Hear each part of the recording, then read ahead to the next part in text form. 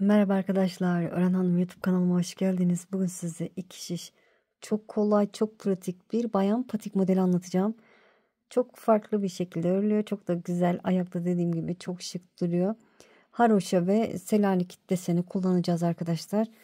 İp olarak şöyle buz mavisi patik ipi var elimde. Bunu öreceğim. Şiş olarak da 3 numara şiş kullanacağım. Kaç numara ayağı olur diye sorarsanız 37, 38 hatta 39 numara ayağı kolaylıkla olur. Eliniz sıkı değilse arkadaşlar. Evet, hazırsanız hemen yapımına geçelim. Şöyle ipimi alayım. Evet, hadi bakalım başlayalım. Bismillahirrahmanirrahim. Şişime 54 tane ilmek atacağım. Siz her ayak numarası için 2 ilmek eksik ya da 2 ilmek fazla, büyük yapmak istiyorsanız 2 ilmek fazla ilmek atarak başlayabilirsiniz. Evet, ben tek sayı 54 tane ilmek atıp döneceğim. Evet, şişime 54 tane ilmek attım. Şöyle çevirdim. Haroşa öreceğim. Haroşayı ben ön yüzden de düz, arka yüzden de düz örüyorum. Eğer ki siz ters olarak örüyorsanız bildiğiniz gibi yapabilirsiniz. Evet, haroşa örerek ilerleyelim.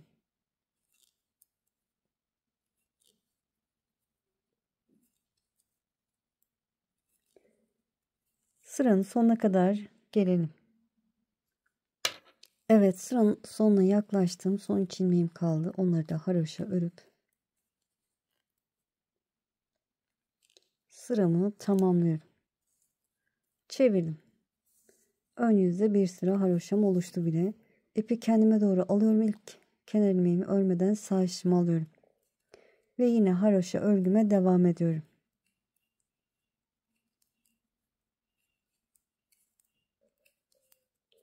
Evet, bu şekilde her iki yönde de haroşa örelim arkadaşlar.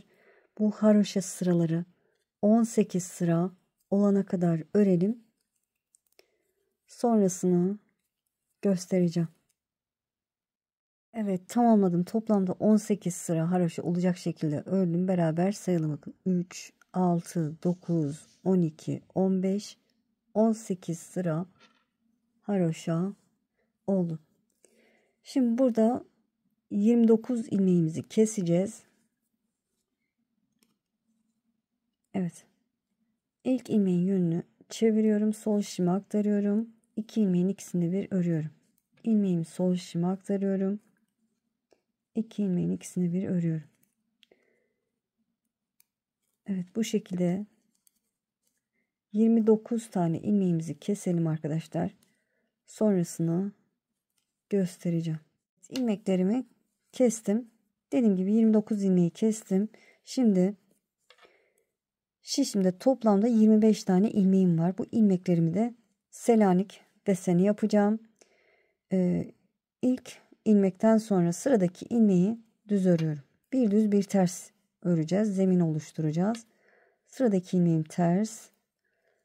Sıradaki düz. Bir ters, bir düz örüyorum. Bir ters, bir düz.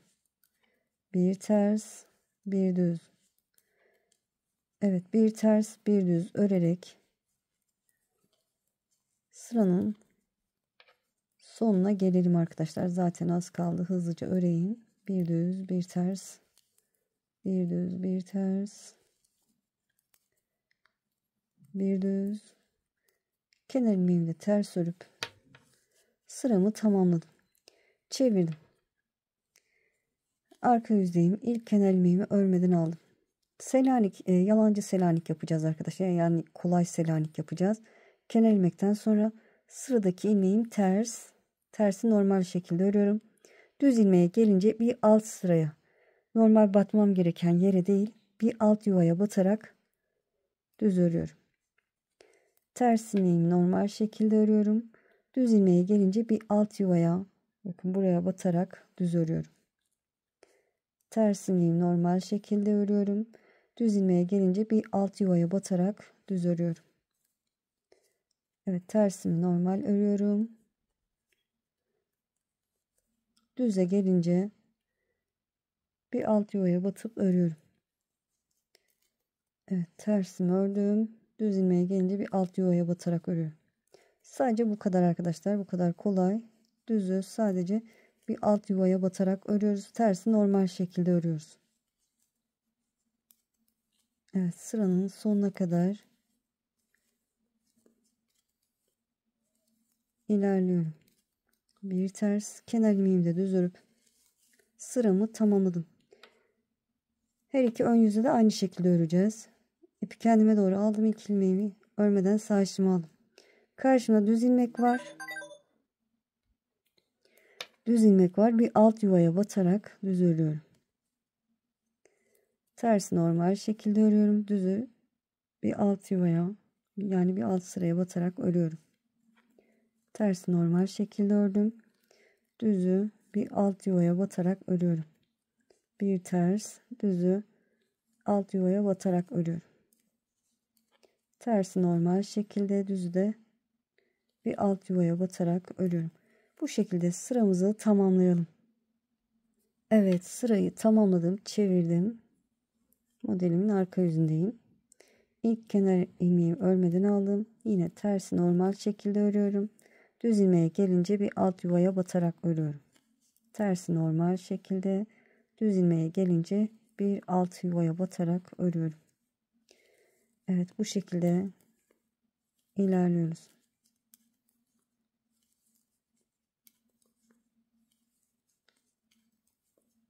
Düze gelince alt yuvaya batıyoruz. Tersi normal şekilde örüyoruz. Şöyle sırayı tamamlayayım. Hızlıca örüp.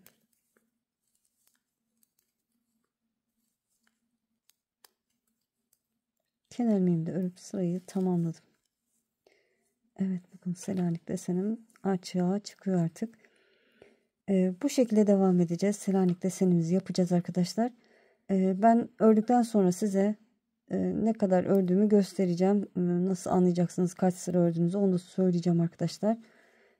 Tamamlayıp döneceğim, birazdan geleceğim. Evet, Selanik örgümü tamamladım. Yeterli boyuta geldi. Ne kadar ördüm beraber sayalım. Şöyle örgümü esnetiyorum. Aradaki tersleri sayacağım. V şeklindeki tersleri sayıyorum. 1, 2, 3, 4, 5, 6, 7, 8, 9, 10, 11, 12. Sonuncuyu da sayarsak 13 tane olmuş. Düz ilmeklerimi sayacağım. Bakın 1, 2, 3, 4, 5, 6, 7, 8, 9, 10, 11, 12, 13. 3,5 parmak boyutunda ördüm arkadaşlar. Şimdi ne yapacağız? Hangi aşamadayız? Modelimin ön yüzündeyim. Burada tekrar ilmeklerimizi eksiltmiştik. Şimdi tekrardan ilmeklerimizi alacağız arkadaşlar. Şöyle tersini çevirdim. Modelimi tersini çevirdim. Şöyle parmağımla çapraz şekilde 29 tane ilmek şişime atacağım. 1, şöyle bakın. 2, 3, 4, 5,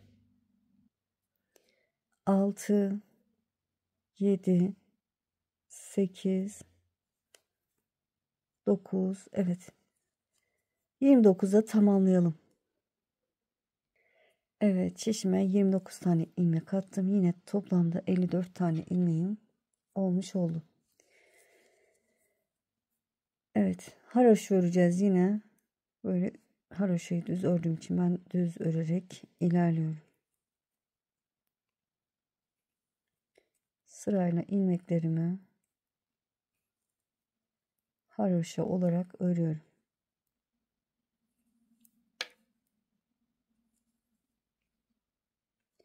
Evet, Selanik desenimize kadar bu şekilde attığımız ilmekleri örelim.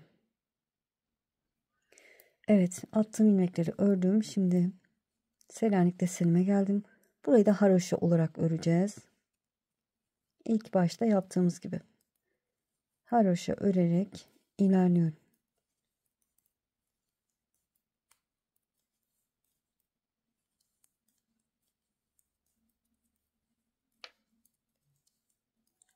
Sıramızı tamamlayalım.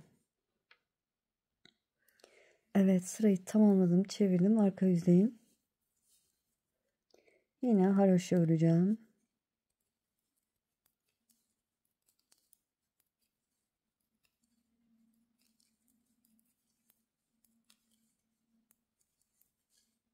Evet, ön yüzde haroşalarım oluşuyor. Evet, ön yüzde 18 sıra başlarken yaptığımız gibi 18 sıra haroşa olana kadar örelim. Sonrasını göstereceğim. Bu şekilde ilerleyelim. Bütün ilmeklerimizi haroşa öreceğiz. Artırma, eksiltme hiçbir işlem yok. Böyle devam edelim. Evet, bu kısmı da 18 sıra olana kadar ördüm. Beraber sayalım. 3, 6, 9, 12, 15, 18 sıra oldu. Şimdi kesim yapıyoruz. İlk kenar ilmeğimin yönünü çevirdim. Onu sol şişime aktardım. 2 ilmeğin ikisini bir örüyorum. İlmeğimi sol şişime aktarıyorum. İkisini bir örüyorum. İlmeğimi sol şişime aktardım. İkisini bir ördüm. Evet, bu şekilde ilmeklerimizi tamamen keselim.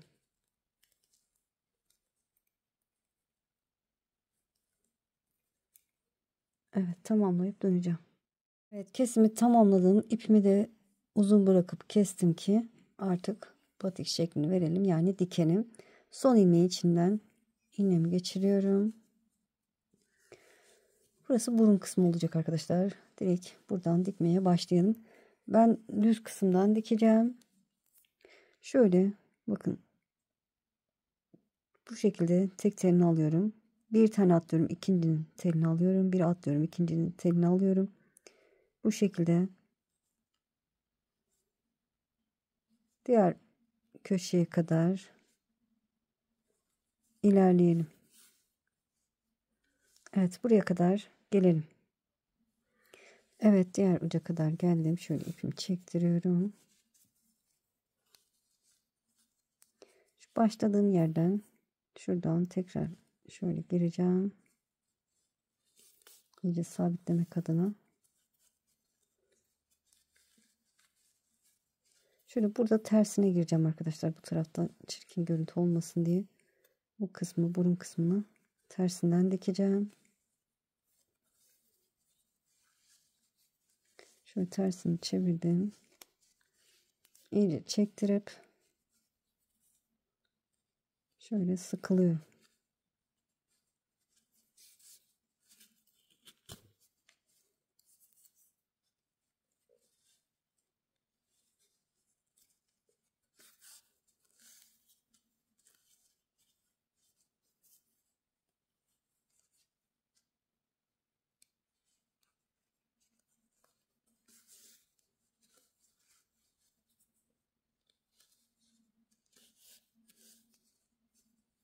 Şöyle bir bakayım.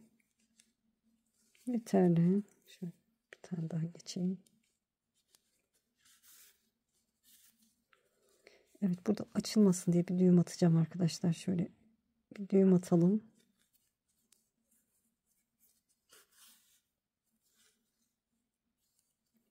Sonra modelimin şöyle düz kısmına çevirdim. Şöyle tutayım. Evet, şuradan çıkıyorum.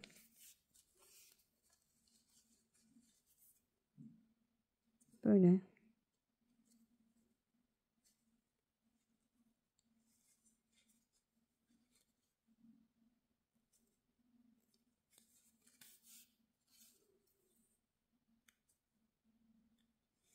dış telleri alarak dikiyorum.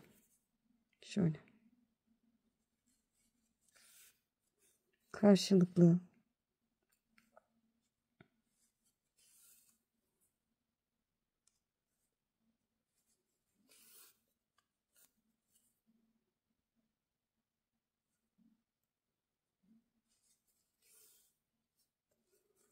Evet, bu şekilde dikerek buraya kadar gelelim.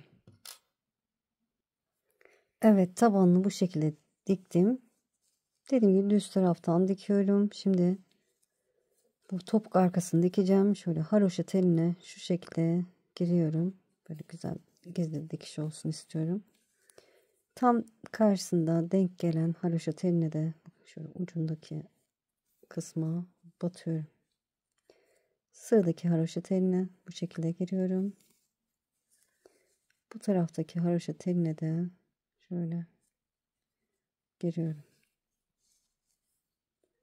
Evet, karşılıklı haroşa tellerine batarak yukarıya doğru şöyle şuraya gireyim. Çıkalım.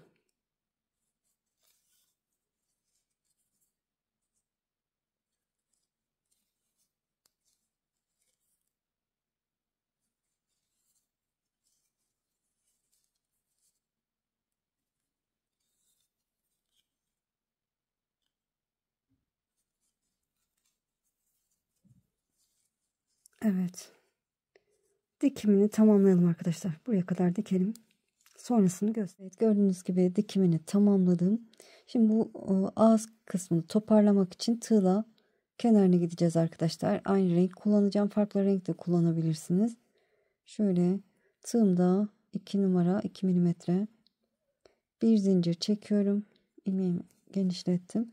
Şöyle arkadan şuraya batarak başlayalım. Bakın buraya batıyorum. Ve sabitliyorum zincirle. 2 zincir aynı yere boşuna dolamadan batıyorum. Evet, biraz geniş gibi arkadaşlar. Şimdi size nasıl daraltacağız onu göstereceğim. Bir tane atlıyorum ikinciye, başına dolamadan batıyorum. Yine bir tane atlıyorum ikinciye, başına dolamadan batıyorum. 2 zincir aynı yere başına dolamadan batıyorum. Evet, 2 defa bir tane atladık, ikinciye battık, sonra aynı yere 2 zincir çekip başına dolamadan battık. Bu sefer bir tane atladım ikinciye, başına dolamadan batıyorum. Sonra sıradaki sık iğneye başına dolamadan batıyorum. 2 zincir aynı yere başına dolamadan batıyorum. Ya bu şekilde ağız kısmını daraltabilirsiniz. Onu anlatmaya çalışıyorum arkadaşlar. Bir tane atladım ikinciye, başına dolamadan batıyorum. Yine bir tane atlıyorum ikinciye, başına dolamadan batıyorum. 2 zincir aynı yere yine sık iğne yapıyorum. Bir tane atladım ikinciye, sık iğne, sıradakine sık iğne, 2 zincir aynı yere sık iğne. Bir atladım ikinciye, sık iğne, bir atladım ikinciye, sık iğne, 2 zincir aynı yere batıyorum. Evet, bu şekilde ilerleyelim. Tabi dediğim gibi sizinki genişse sırf ikinciye batabilirsiniz. O şekilde de yapabilirsiniz. Yok benimkinin ağzı dar derseniz hep birinde ikinciye batın, birinde ikinciye birinde bir tane atlayın, ikinciye batın, diğerinde hemen yanındakine batın arkadaşlar. O şekilde yapabilirsiniz. Tamamen etrafını yapıp döneceğim. Evet, sıranın sonuna geldim. Şöyle bakın, ilk başladığım yere battım. Buradan tersinden ilmeğimi içeriye çekeceğim.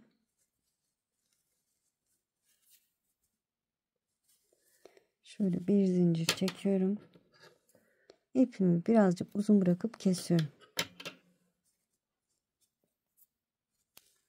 Şöyle iç kısımda şurada. Burada da bir zincir çekeceğim. Sonra biraz yürütüp fazlasını keseceğim. Şunu da aynı şekilde yürütelim.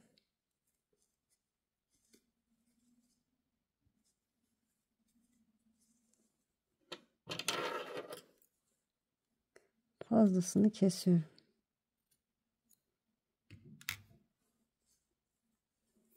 Evet, çok şık, çok güzel oldu. Şöyle manken ayağına geçireyim. Evet, mankenimin ayağında da çok hoş, çok güzel durdu. Ayakta da rahatsız etmiyor arkadaşlar. Gayet güzel duruyor. Şöyle burada büzdürdüğümüz kısım bu kısımda duruyor, burada duruyor. Tabanı da gayet güzel. Topuk arkası da dikişsiz gibi duruyor arkadaşlar. Böyle çok hoş, çok güzel. İnşallah anlatımdan memnun kaldınız. Beni izleyerek yaptığınız için çok çok teşekkür ederim. Kanalıma abone değilseniz abone olursanız sevinirim. Abonelik tamamen ücretsiz. Videolarımı beğenip paylaşırsanız, yorum yaparsanız ona destek olmuş olursunuz. Şimdi değil, ileride örmek istiyorum derseniz de kaydet butonuna basın. Daha sonra kaydettiğiniz videolar arasında bulabilirsiniz. Sizi çok seviyorum. Kendinize iyi bakın. Allah'a emanet olun. Hoşça kalın.